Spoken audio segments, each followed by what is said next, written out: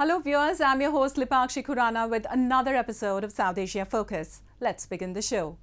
India recently hosted the virtual summit of Shanghai Cooperation Organization.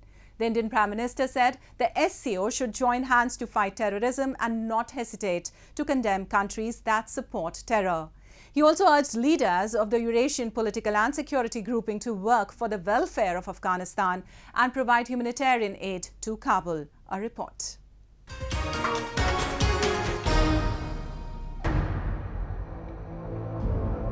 India has been a victim of terrorism for decades now, all thanks to neighbouring Pakistan, which has remained a breeding ground of terrorists.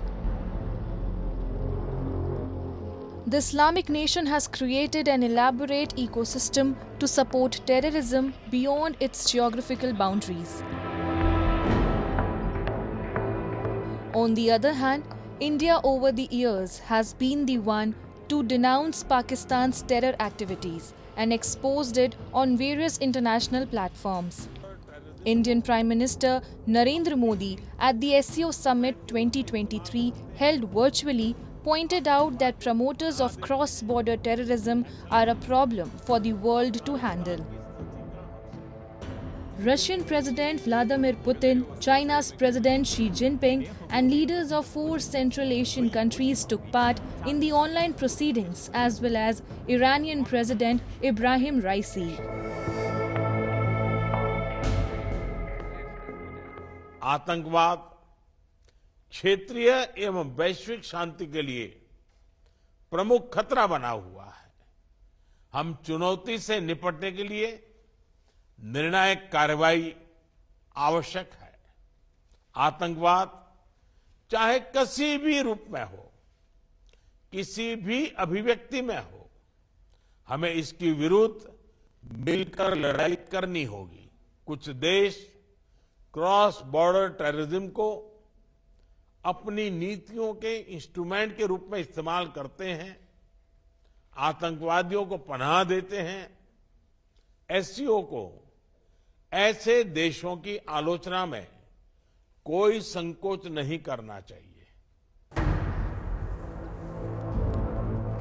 Modi also urged leaders of the Eurasian political and security grouping to work for the welfare of Afghanistan and provide humanitarian aid to Kabul. He said that Afghan soil should not be allowed to be used to destabilize its neighborhood. Afghanistan की स्थिति का हम सभी की सुरक्षा पर सीधा प्रभाव पड़ा है। अफगानिस्तान को लेकर भारत की चिंताएं और अपेक्षाएं एससीओ के अधिकांश देशों के समान है। हमें अफगानिस्तान के लोगों के कल्याण के लिए मिलकर प्रयास करने होंगे।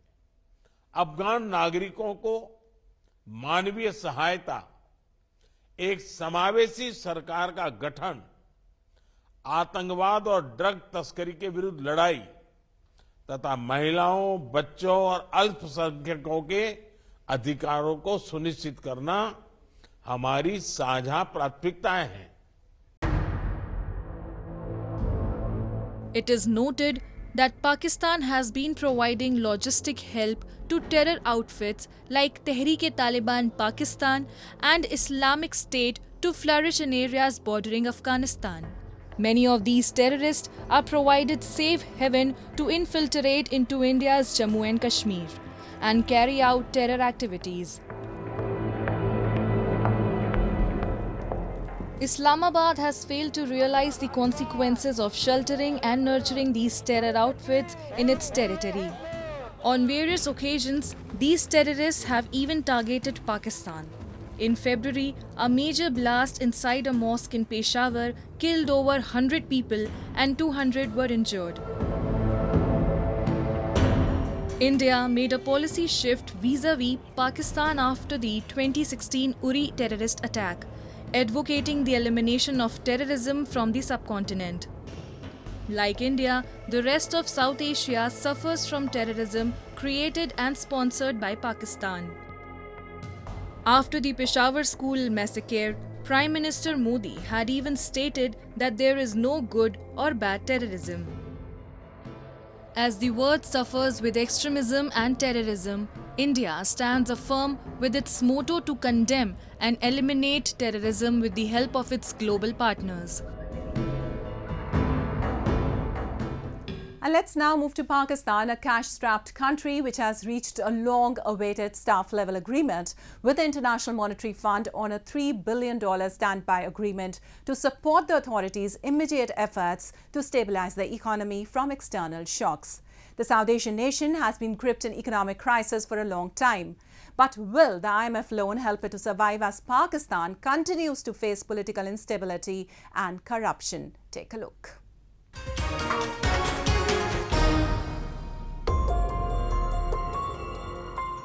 Pakistan was almost on the brink of economic collapse when it struck a deal with the International Monetary Fund to secure a $3 billion bailout.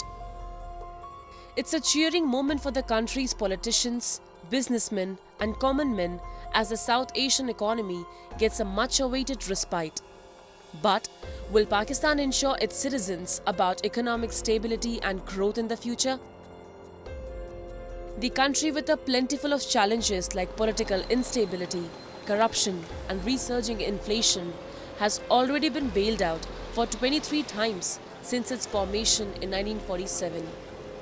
The deal offers some temporary respite to Pakistan, which is fighting an acute balance of payments crisis and falling foreign exchange reserves.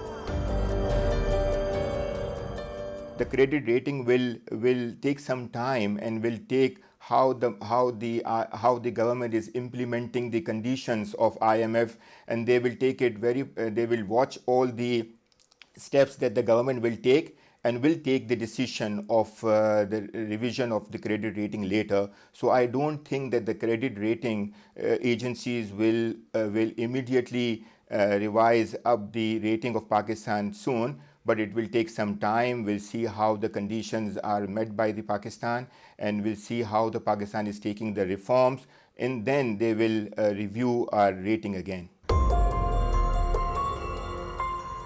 Moody, a global credit rating agency, reveals that Pakistan's foreign exchange reserves, standing at a mere $3.5 billion as of mid-June, are significantly insufficient to cover even a month's worth of imports.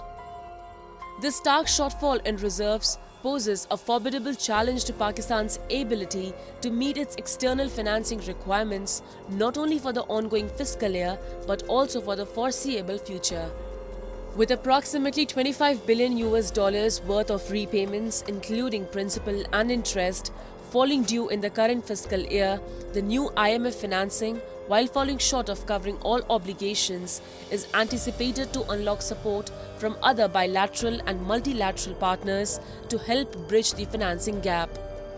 The business community, however, is still hopeless for any change in the situation with the IMF bailout. Pakistan की माशी जो अपना मुआहदा हुआ है IMF से, इससे जो है मुल्क के अंदर महंगाई बढ़ेगी और बेरोजगारी की ये शरह वो बढ़ेगी। उसकी वजह सबसे बड़ी ये है कि क्योंकि ये पेट्रोल महंगा होगा तो ट्रांसपोर्टेशन महंगी होगी, जिसी तरीके से ये पेट्रोल महंगा होगा या बिजली महंगी होगी तो चीज़ों की कॉस्ट जो है वो डबल हो जाएगी। जब डबल होगी तो उससे क्या है कि लोगों की खरीदो फरोख्त नहीं होगी और जिससे जो है सबसे ज़्यादा ये प्रॉब्लम क्रिएट होगा वो महंगाई पर होगा और आम आदमी पर होगा। The common people in Pakistan are facing severe problems like unemployment, high inflation and economic instability in the country. ये बेरोज़गारी हो गई है और कारोबार है नहीं और हर आदमी परेशान हो गया है और टेंशन मुश्किलें बढ़ती चली जा रही हैं और यही मतलब परेशानी है कारोबार के लिए। कारोबार नहीं है, हर आदमी परेशान है। पाकिस्तान तो अब यूँ समझें कि गरीब जो है गरीब तर होता जा रहा है और जो मिडिल क्लास तबका था वो भी जो है अब रोडों पे आ रहा है। बेरोज़गारी बढ़ रही है, तनख्वाहें टाइम पे नहीं मिलती, जो रोज़गार से लगे हुए उनको तनख्वाहें टाइम पे नहीं मिल रही। इंडस्ट्री पूरी तबाह हो गई है। हर इदारा जो है वो कह रहा है कि हमारे पास पैसे नहीं है, मुलाजमीन को फारिग किया जा रहा है। Since its independence in 1947, Pakistan failed to strengthen its business to make the country self-reliant. The country witnessed a trade deficit for decades now, as its imports remained almost 3 times higher than exports. In the fiscal year 2023, the cash-strapped Pakistan slashed its trade deficit by staggering 43% to $27.55 billion. It's a wait-and-watch situation as Pakistan is scheduled to hold general elections this year and its future economic prospects depend on political stability. While moving on, India's growth story is one of innovation, ambition and resilience. The country has consistently strived to enhance the standard of living of her people. India's massive transportation system is being meticulously shaped to transcend a multi-frontal challenge of hassle, pollution and delays. Green transition remains the foremost priority of the government in not just dealing with everyday transportation challenges, but also to gradually eradicate the overwhelming carbon emissions. Take a look. India's transportation sector is a dynamic and vibrant ecosystem that connects people, places, and possibilities. From the bustling streets of Mumbai to the scenic highways of Ladakh, India's transportation network is a testament to its diversity, ingenuity, and resilience. India's railways are a marvel of engineering and human ingenuity, with over 115,000 kilometers of track, more than 7,000 stations, and a vast array of trains that cater to every budget and taste. From the iconic Rajdhani Express to the quaint toy trains of Darjeeling, India's railways are a microcosm of its diversity and complexity. देश अब clean, congestion free और convenient mobility की तरफ बढ़ रहा है. The Indian metro system is one of the most efficient and environmentally friendly modes of transportation in the country. With millions of passengers using the metro system every day, it is essential that the system is designed to reduce carbon emissions and promote sustainability. One of the most significant ways that the Indian metro is reducing its carbon footprint is through the use of renewable energy sources. Many metro stations in India are equipped with solar panels that generate electricity and power the stations. Solar power is a clean and renewable source of energy that is free from carbon emissions, making it an ideal solution for reducing the carbon footprint of the metro system.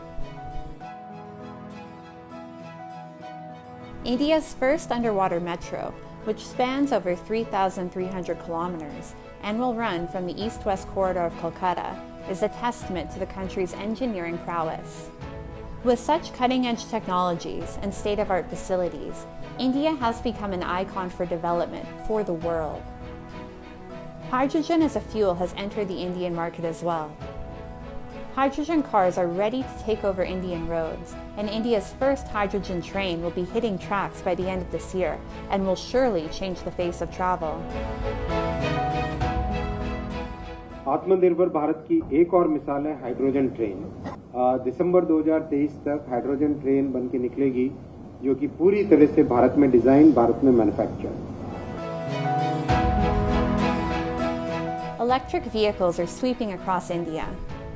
With zero tailpipe emission, lower operating costs, comfortable and a smoother ride, electric vehicles are redefining transportation and challenging conventional fuel strengths. The research and academic institutions in India are working hard for the development of indigenous and low-cost battery technology for electric vehicles. We are aggressively pursuing research on green hydrogen as a transport fuel.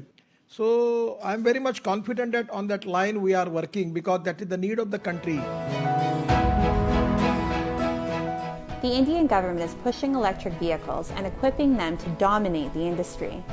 From tax incentives to subsidies, building charging infrastructure to battery swapping policies, India is making way to accelerate her green transition.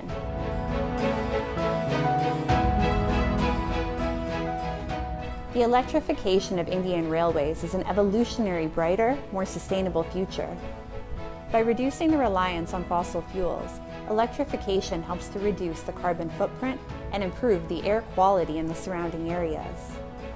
The transition to electric trains is making India's goal of achieving a net zero carbon emission target by 2070 clear and visible.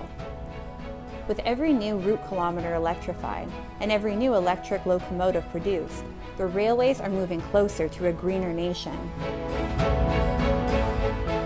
The electrification of over 1,900 route kilometers during the 2022 to 2023 fiscal year is an incredible accomplishment, representing a 41% increase from the previous year. Additionally, the production of 785 electric locomotives in the first few months of the fiscal year is a remarkable feat. From buses to trains to personal vehicles, India has made remarkable progress in switching to green energy.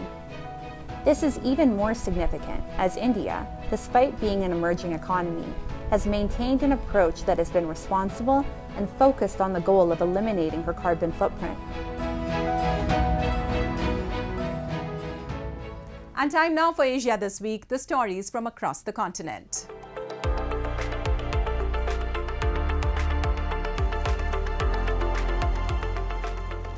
Japan marks the first anniversary of the death of former Prime Minister Shinzo Abe on July 8, a year after he was shot dead while campaigning in the western city of Nara.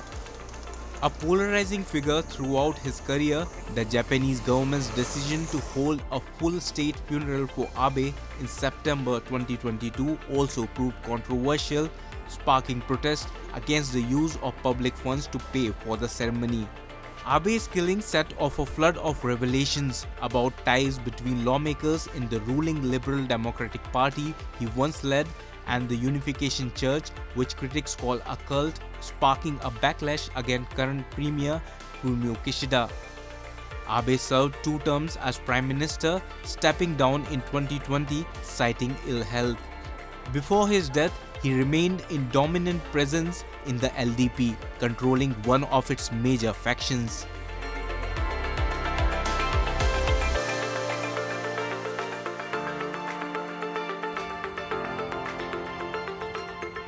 The Taliban administration in Afghanistan has ordered beauty salons to close within a month, the morality minister said in the latest shrinking of access to public places for Afghan women. Foreign governments and UN officials have condemned growing restrictions on women since the Taliban returned to power in 2021 after defeating the US-backed government as foreign forces withdrew. Last year, authorities closed most girls' high schools, barred women from university, and stopped many female Afghan aid staff from working. Many public places, including bathhouses, gyms, and parks, have been closed to women. دولت اسلامی ما و شما امارات ایرا باید خودشان بفهمند بعض خانم‌ها سینمیال نانآور خانه ندارند بی وضاحت هستند مثلا مرد سرپرست ندارند خود خانم‌ها مجبور هستند کار کنند وظیفه کنند بعضشان دکان‌های آرایشگری دارند مجبور هستند کار کنند دیگه از این نگاه ما هیچ نمی‌بینم که باید یا بسته شوند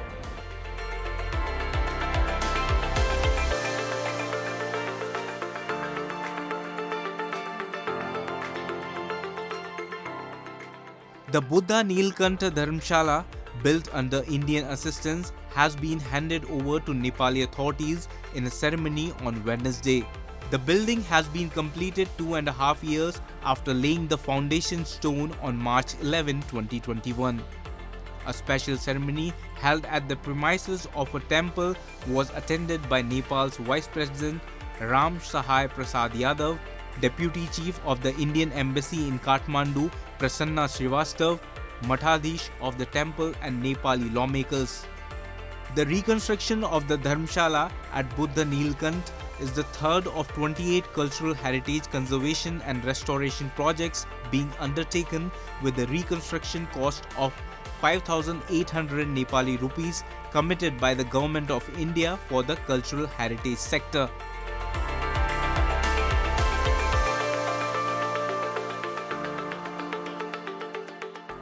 In India, the month of Shravan honors Hindu Lord Shiva and goddess Parvati. This year, Shravan will extend for a duration of 2 months, which is a rarity seen after almost 2 decades. Let's take a look at how the Indians are observing Shravan, which is observed as the holiest month in Hinduism.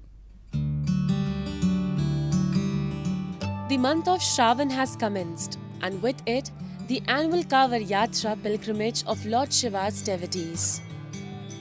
The yatra has already begun in Varanasi, a holy city situated on the banks of the Ganges River in northern India. Devotees from all over the country have flocked to the city to offer prayers at the Kashi Vishwanath temple. The pilgrimage is expected to attract devotees from North, South and West India in the coming days. It is also believed that anyone who worships Lord Shiva with a whole heart in Shravan month gets all their desires fulfilled. आज बहुत दिव्य बाबा का दरबार बहुत अच्छा सजा था, अंदर से भी सजा था और बहुत दिव्य दरबार सजा था और बहुत भीड़ था। बहुत दर्शनार्थी लोग आए थे, जिसमें हम लोग भी आए थे। सुबह 3:30 बजे नित्य आते हैं, रोज 3:30 बजे आ जाते हैं, बाबा का स्पर्श दर्शन करते हैं। In Guwahati, devotees have gathered at the Kamakhya temple to offer their prayers to the goddess. The Kamakhya temple is not only famous for its unique architecture but also for the power of wish fulfillment. People pray to Devi Kamakhya and tied bronze bells for the fulfillment of their desires. It is believed that the reproductive organ of Sati settled on the earth at this place, which was followed by her death. सावन तो हमारा जगह बहुत पवित्र महीना है और हम हिंदू इसको बहुत ही धूमधाम से मनाते हैं। और सावन का पहला दिन माँ का दर्शन हुआ तो मैं बहुत ही अपने आप को खुशनसीब मानता हूँ कि माँ का पहला दर्शन मुझे हुआ इस चीज़ के लिए। During this month, people often fast on Mondays and perform puja of Lord Shiva. They offer milk, flowers and other offerings to the deity and chant mantras and prayers in his honor.